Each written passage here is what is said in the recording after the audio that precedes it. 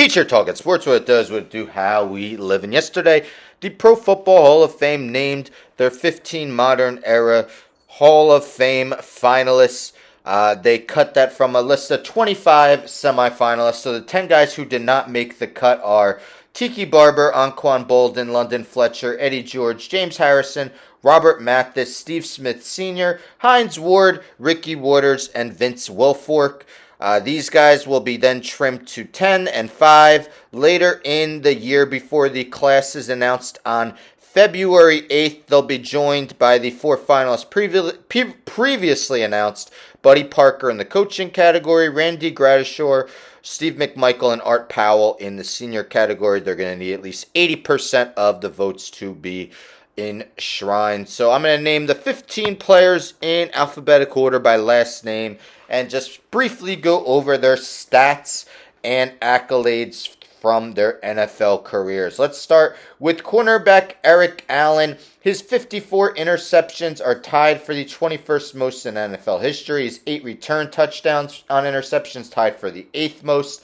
Had 4 interception returns for touchdowns in 1993, 3 in 2000. A 6-time Pro Bowler, including 5 times in a row from 1991 to 1995. First team All-Pro in 1989. He finished 8th in Defensive Player of the Year voting in 1993.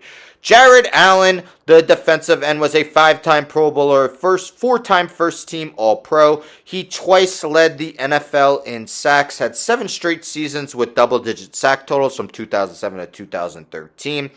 Finished 2nd in Defensive Player of the Year voting in 2011 and 5th in 2009. Forced 32 fumbles in his career. His 136 career sacks are 12th all-time.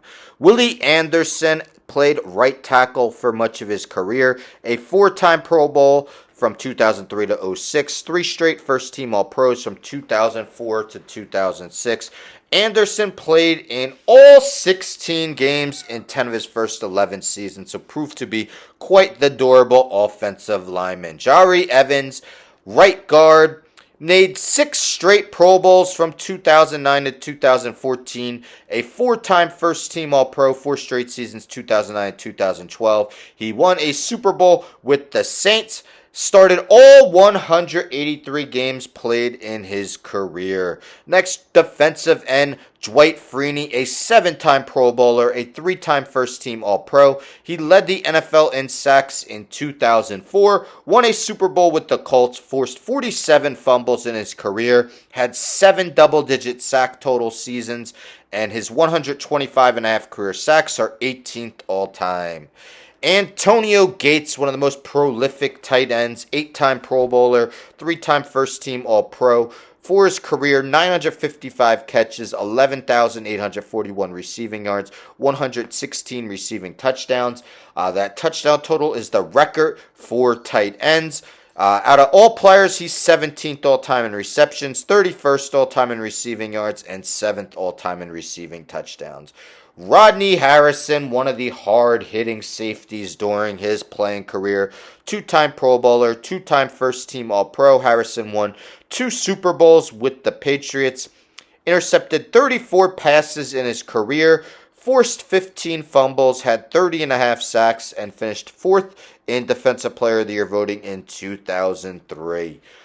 Seen by many as the best return man in NFL history, that being Devin Hester, a 4-time Pro Bowler, 3-time first-team All-Pro, had 14 punt return touchdowns, 5 kick return touchdowns. He's the all-time leader in both punt return touchdowns and total return touchdowns. Also did work as a receiver in his career, finishing with 255 catches for 3,311 yards and 16 touchdowns. Torrey Holt, part of the greatest show on turf with the Rams, a 7-time Pro Bowler, 1-time first-team All-Pro, did win a Super Bowl with that Rams team. He had 8 straight years from 2000 to 2007 where he totaled at least 1,188 receiving yards. 2-time receiving yards leader and 1-time led the NFL in receptions. His 920 receptions ranked 22nd all-time, 13,382 yards ranked 17th all-time, 74 receiving touchdowns, 42nd. He also finished 6th in Offensive Player of the Year voting in 2003. Andre Johnson, another wide receiver, 7-time Pro Bowler, 2-time first team All-Pro. Johnson twice led the league in receiving yards and twice in receptions. Had 7 1,000-plus yard seasons, 5 seasons of at least 100 receptions. For his career, ranks 11th all-time in both receptions with 1,062 and receiving yards 14,185 and 51st with 70 touchdowns. Julius Peppers, 9-time Pro Bowler, 3-time first team All-Pro, the 2002 Defensive Rookie of the Year, twice finished 4th in Defensive Player of the Year voting in 2004 and 2010. He had 10 double-digit sack seasons, forced 52 fumbles in his career. His 159.5 career sacks ranked 4th all-time. Fred Taylor somehow only made 1 Pro Bowl in his career, but he had a prolific career nonetheless. 7 times ran for at least 1,000 yards. He actually led the NFL in rushing yards per game in 2000. He also added 290 receptions and 8 receiving touchdowns for his career. He ranks 17th all-time with his 11,695 rushing yards and 42nd all-time with his 66 rushing touchdowns. Another wide receiver in Reggie Wayne, a 6-time Pro Bowler.